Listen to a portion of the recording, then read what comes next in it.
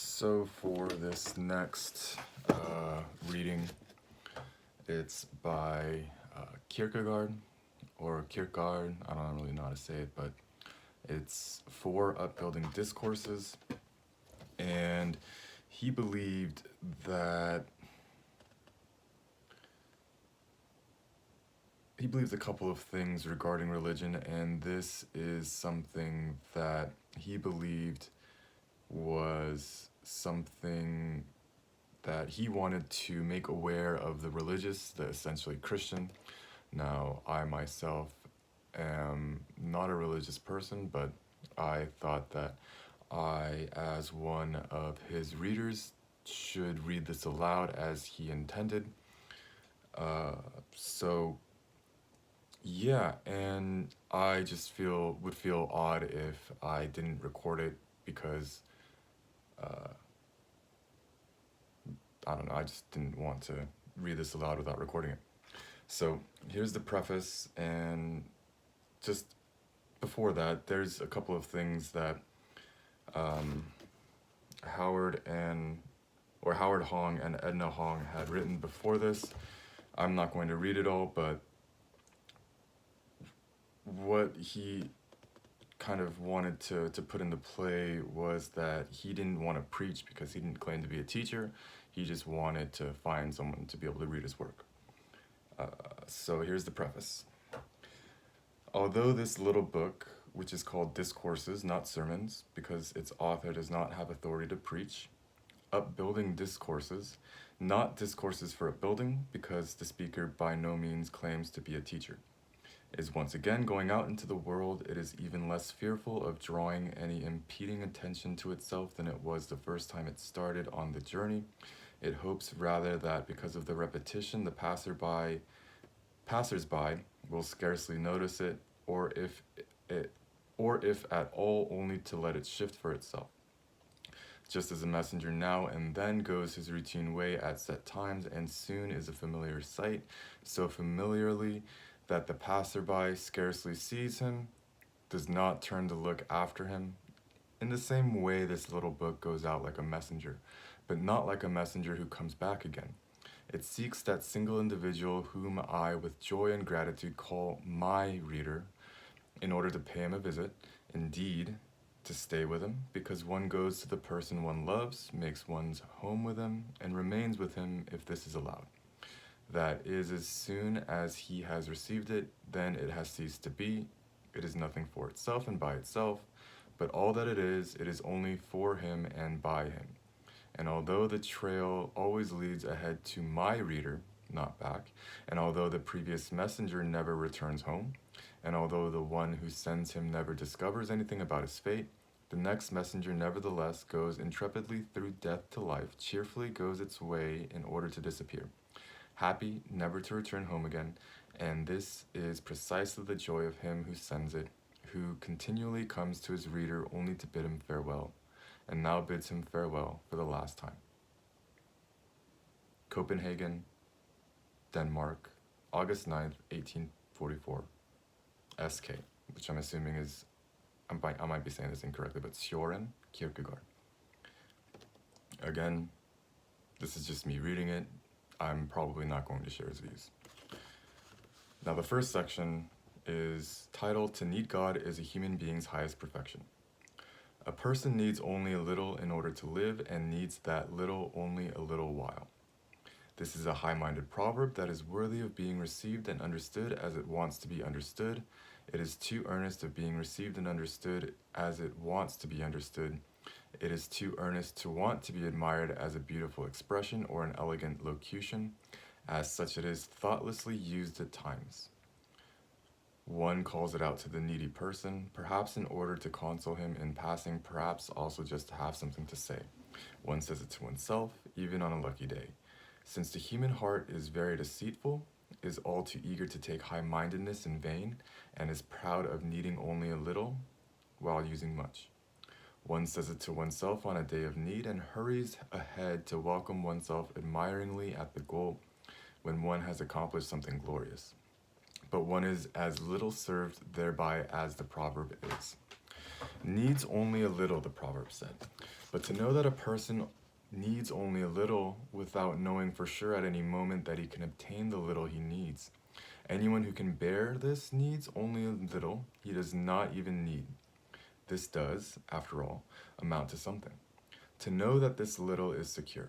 If, then, it is true that a person needs only a little in order to live, then he needs no more, since he will indeed find a grave, and in the grave every human being needs equally little. Whether the dead man owns, alas, what a strange contradiction, perhaps for 100 years, the grave in which he lies, or he has had to elbow his way in among others, has had to fight his way ahead even in death in order to have a little place. They own equally much and need equally little, and need that for only a little while. But the first little while that the proverb speaks about may become long, because even if the way to the grave was not long, if you perhaps not infrequently saw him wend his weary way out there in order to conquer with his eyes the little land he had intended to occupy as a dead man, could not the way become very long in another sense? If he sometimes becomes despondent, if he did not always understand that a person needs only a little, did you have nothing else to say to him than a repetition of that proverb? Or did you probably say to him something that came quite naturally, so naturally that even in your heart, even you yourself perhaps did not have confidence in the comfort you are offering to another? Then be contented with the grace of God. If a destitute person dared to enjoy the friendship of a powerful personage, but this powerful man could do nothing for him, that the grace of God allows the absence of earthly evidence corresponds to this, nevertheless, the fact that he had such a friendship was nevertheless already very much. But perhaps the difficulty lies here, because a destitute person could indeed be convinced that the powerful man actually was not able to do anything for him. But how could he be definitively convinced that God cannot? He is, after all, almighty. This presumably accounts for the fact that the thought of impatience continually insists, as it were, that God can surely do it. And therefore, because people are so impatient, therefore the language says, to be contented with the grace of God. In the beginning, when impatience is most strident and vociferous, it can scarcely understand that this is a laudable contentment, as it is cooled and calmed down in the quiet incorruptibility of the inner being. It comprehends this better and better until the heart is stirred and sometimes, at least, sees the divine glory that had taken on a lowly form. And if this glory again vanishes for a person so that he is again destitute, as he still was also while he saw the glory, if it again seems to him that contentment still belongs to being contented with the grace of God, then he still at times shamefully admits that the grace of God is in itself worth being contented with. Indeed, it alone is worth being desired. Indeed, to possess it is the only blessedness. Then, in a beautiful sense, the human heart will gradually, the grace of God is never taken by force, become more and more discontented. That is, it will desire more and more ardently, will long more and more intensely to be assured of grace. See, now everything has become new. Everything has been changed. With respect to the earthly, one needs little, and to the degree that one needs less, the more perfect one is. A pagan who knew how to speak only of the earthly has said that the deity is blessed because he needs nothing, and next to him the wise man because he needs little. In a human being's relationship with God, it is inverted. The more he needs God, the more deeply he comprehends that he is in need of God, and then the more he in his need presses forward to God, the more perfect he is. Therefore, the words to be contented with the grace of God will not only comfort a person and then comfort him again every time earthly want and distress make him to speak mundanely, needful of comfort, but when he really has become attentive to the words, they will call him aside, where he no longer hears the secular mentality's earthly mother tongue, the speech of human beings, the noise of the shopkeepers, but where the words explain themselves to him, confide to him the secret of perfection, that to need God is nothing to be ashamed of, but is perfection itself. And that is the saddest thing of all if a human being goes through life without discovering that he needs God. Let us then clarify for ourselves this upbuilding thought. Seems like this is the second section. To need God is a human being's highest perfection. But what is a human being? Is he just one more ornament in the series of creation? Or has he no power? Is he himself capable of nothing? And what is his power, then? What is the utmost he is able to will? What kind of answer should be given to this question when the brashness of youth combines with the strength of adulthood to ask it? When this glorious combination is willing to sacrifice everything to accomplish great things, when burning with zeal it says, even if no one in the world has ever achieved it, I will nevertheless achieve it. Even if millions degenerated and forgot the task, I will nevertheless keep on striving. But what is the highest? Well, we do not want to defraud the highest of its price. We do not conceal the fact that it is rarely achieved in this world, because the highest is this, that a person is fully convinced that he himself is capable of nothing at all. But in heaven, my listener, there lives the God who is capable of all things, or, more correctly, he lives everywhere, even if people do not perceive it. Indeed, O Lord, if you were a weak, lifeless body like a flower that withers, if you were like a brook that flows by, if you were like a building that collapses in due time, then people would pay attention to you. Then you would be an appropriate object for our low and brutish thoughts. But this is not the way it is, and your very greatness makes you invisible, since in your wisdom you are much too far away from man's thoughts for him to be able to see you. And in your omnipresence you are too close to him for him to see you. In your goodness you conceal yourself from him, and your omnipotence makes it impossible for him to see you, since in that case he himself would become nothing. But God in heaven is capable of all things, and man of nothing at all. Is it not so, my listener, that these two correspond to each other, God and man? But if they correspond to each other, then, of course, there is only the question of whether you are going to be happy about this wonderful good fortune, that you two correspond to each other, or whether you prefer to be such a one who does not correspond to God at all. Such a one who is capable of something himself and consequently does not correspond completely to God, for indeed you cannot change God. And indeed you do not want to change God, so that he would not be capable of all things. To become nothing seems hard. Oh, but we speak differently even about human matters. If misfortune taught two human beings that they corresponded to each other in friendship or in love, how negligible the distress caused by the misfortune would seem compared with the joy the misfortune also brought, that these two correspond to each other. And if two human beings did not understand until the day of death that they corresponded to each other for all eternity, oh, how brief, though bitter, that moment of separation that is death would be compared with an eternal understanding. If, however, this view that to need God is man's highest perfection makes life more difficult, it does this only because it wants to view man according to his perfection and bring him to view himself in this way, because in and through this view man learns to know himself. And for the person who does not know himself, his life is in the deeper sense indeed a delusion. When a person turns and faces himself in order to understand himself, he steps, as it were, in the way of that first self, halts that which was turned outward and hankering for and seeking after the surrounding world that is its object, and summons it back from the external.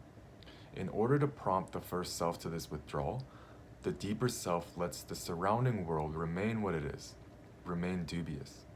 This is indeed the way it is. The world around us is inconstant and can be changed into the opposite at any moment. And there is not one person who can force this change by his own might, or by the conjuration of his wish. The deeper self now shapes the deceitful flexibility of the surrounding world in such a way that it is no longer attractive to that first self.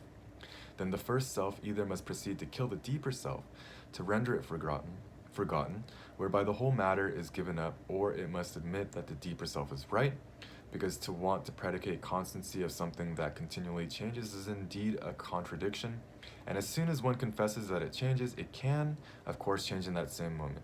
However much that first self shrinks from this, there is no wordsmith so ingenious, or no thought twister so wily that he can invalidate the deeper self's eternal claim. There is only one way out, and that is to silence the deeper self by letting the roar of inconstancy drown it out. seems very, as a side note, it seems very similar to his earlier arguments on ethics and aesthetics, except here he is using the self and the deeper self. Moving on, and I probably shouldn't have done that, but I had to say it. What has happened? The first self is halted, it cannot move at all. Last, the surrounding world can actually be so favorable, so tangibly trustworthy, so apparently undeviating, that everyone will vouch for splendid progress if one just begins, it does not help. The person who witnesses that struggle in his inner being must concede that the deeper self is right. In that minute, everything can be changed, and one who does not discover this continually runs aimlessly. Never in the world has there been so quick a tongue that it could beguile the deeper self if only it gains a chance to speak. It is a painful situation.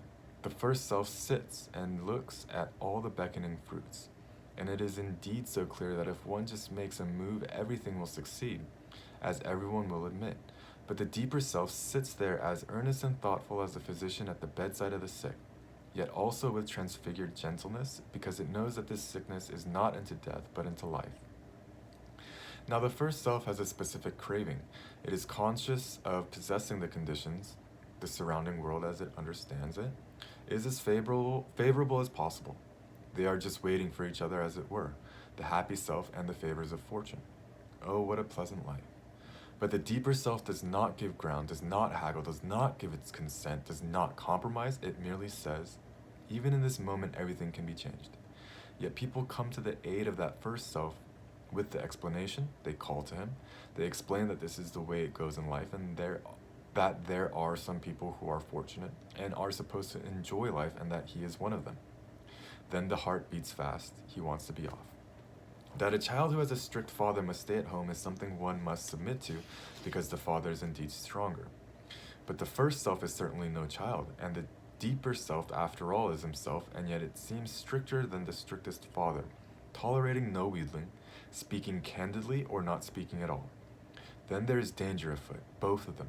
Both the first self and the deeper self notice it, and the latter sits there as concerned as the experienced pilot, while a secret council is held on whether it is best to throw the pilot overboard since he is creating a contrary wind. That, however, does not happen. But what is the outcome? The first self cannot move from the spot, and yet it is clear that the moment of joy is in a hurry, that fortune is already in flight. Therefore, people do indeed say that if one does not make use of the moment at once, it is soon too late. And who is to blame? Who else but that deeper self? But even this scream does not help. What kind of a natural condition is this? What does it all mean? When such a thing occurs in a person's soul, does it not mean that he is beginning to lose his mind? No, it means something altogether different. It means that the child must be weaned. One can be 30 years old and more, 40 years old, and still be just a child. Yes, one can die as an aged child. But to be a child is so delightful. So one snuggles at the breast of temporality, and the cradle of finitude, and probability sits by the cradle and sings to the child. If the wish is not fulfilled and the child becomes restless, then probability calms him and says, just lie still and sleep, and I shall go out and buy something for you. And next time it will be your turn. So the child goes to sleep again, and the pain is forgotten. And the child glows again in the dream of new wishes, although he thought it would be impossible to forget the pain. Of course, if he had not been a child, he surely would not have forgotten the pain so easily, and it would have been apparent that it was not probability that had sat beside the cradle, but it was the deeper self that had sat beside him at the deathbed in self-denial's hour of death, when it itself rose from the dead to an eternity. When the first self submits to the deeper self, they are reconciled and walk on together. Then the deeper self probably says, it is true that I had almost forgotten it in our great struggle. What was it now that you so fervently wished? At this moment, I do not think there is anything to hinder the fulfillment of your wish if you will only not forget that little secret we two have between us. Now, you see, now you can be gratified. The first self may answer, yes, but now I do not care as much about it. No, I shall never be as happy as before, as I was then when my soul craved it. And you do not really understand me. I do not think so either. nor would it be desirable for me to understand you in such a way that I crave just as much as you. But have you lost anything by not caring about it in that way? Consider the other side. Suppose, on the other hand, that the surrounding world had deceived you, and you do realize that it could have done that. More I did not say, I merely said that it is possible, and by that I also said that when you regard it as certainty was actually only a possibility. What then? Then you would have despaired, and you would not have had me to rely on. You do recollect, do you not, that the ship's counsel was almost of a mind to throw me overboard? Would you not be better off now by having lost some of that burning desire and having won the understanding that life cannot deceive you? Is not that kind of losing a winning? That little secret we two have between us, as the deeper self said. What presumably is this secret, my listener? What else but this, that with regard to the external, a person is capable of nothing at all? If he wants to seize the external immediately, it can be changed in the same instant, and he can be deceived. On the other hand, he can take it with the consciousness that it could also be changed, and he is not deceived even though it is changed because he has the deeper self's consent. If he wants to act immediately in the external to accomplish something, everything can come to nothing in the same moment. And on the other hand, he can act with this consciousness, and even if it came to nothing, he is not deceived because he has the deeper self's consent. But even if the first self and the deeper self have been reconciled in this way, and the shared mind has been diverted away from the external, this is still only the condition for coming to know himself. But if he is actually to know himself, there are new struggles and new dangers. Let not the struggling one himself simply be terrified and frightened by the thought as if being in need were an imperfection. When the discourse is about needing God, as if being in need were a humiliating secret one would rather conceal when the discourse is about needing God. As if being in need were a dismal necessity one would seek to mitigate by enunciating it oneself when the discourse is about needing God. Through more profound self-knowledge, one learns precisely that one needs God. But at first glance, the discouraging aspect of this would frighten a person away from beginning if in due time he were not aware of and inspired by the thought that precisely this is the perfection. Inasmuch as not to need God is far more imperfect and only a misunderstanding. Even though someone had accomplished the most glorious exploits, if he still thought it was all by his own power, if by overcoming his mind he became greater than someone who captured a city, if he still thought it had happened through his own power, then his perfection would be essentially just a misunderstanding. But a perfection such as that would indeed be scarcely commendable. But the person who perceived that he was not capable of the least thing without God, unable even to be happy about the most happy event, he is closer to perfection. And the person who understood this and found no pain whatsoever in it, but only the overabundance of bliss, who hid no secret desire that still preferred to be happy on its own account, felt no shame that people noticed that he himself was capable of nothing at all, laid down no conditions to God, not even that his weakness be kept concealed from others, but in whose heart joy constantly prevailed by his, so to speak, jubilantly throwing himself into God's arms in unspeakable amazement at God, who is capable of all things. Indeed, he would be the perfect one whom the Apostle Paul describes better and more briefly. He boasts of his weakness, and has not even had experiences so numerous and ambiguous that he knows how to express himself more profusely. People do not say that not to know oneself is a deception and an imperfection, but often they are unwilling to understand that someone who actually knows himself perceives precisely that he is not capable of anything at all. In the external world, he was capable of nothing. But in the internal world, is he not capable of anything there either?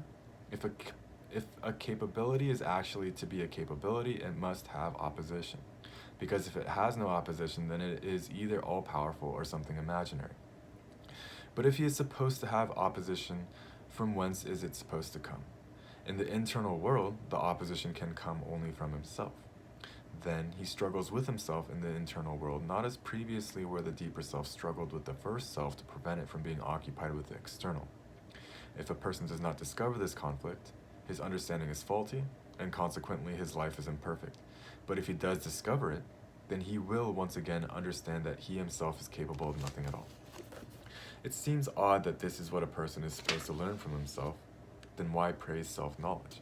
And yet this is the way it is, and from the whole world a person cannot learn that he is capable of nothing at all.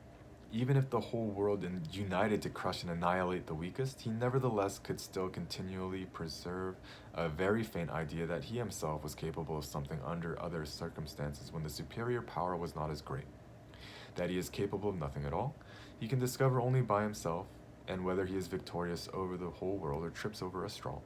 It is still the case that by himself he knows or can know that he himself is capable of nothing at all. If someone wants to explain it some other way, then he has indeed nothing to do with others, but only with himself, and then every subterfuge is seen through. It is so hard, people think, to know oneself, especially if one is very talented. It has a multitude of aptitudes and capabilities, and then is supposed to become informed about all these. Oh, the self-knowledge of which we are speaking is really not complicated, and every time a person properly comprehends this brief and pithy truth, that he himself is capable of nothing at all, then he knows himself. Now, this seems very similar to some quote where I believe someone said, intelligence is knowing that you know nothing at all, or genius is knowing that you know nothing at all, or something of that nature. I'm not going to go too far into my let's say critique of this, because I don't think that's what it was meant to be about. I will mainly just leave it as it is. Just again, I don't believe that changed any idea of my own argument, because maybe I know nothing. Excuse the mistakes. It's difficult to read for 25 minutes and not make a mistake.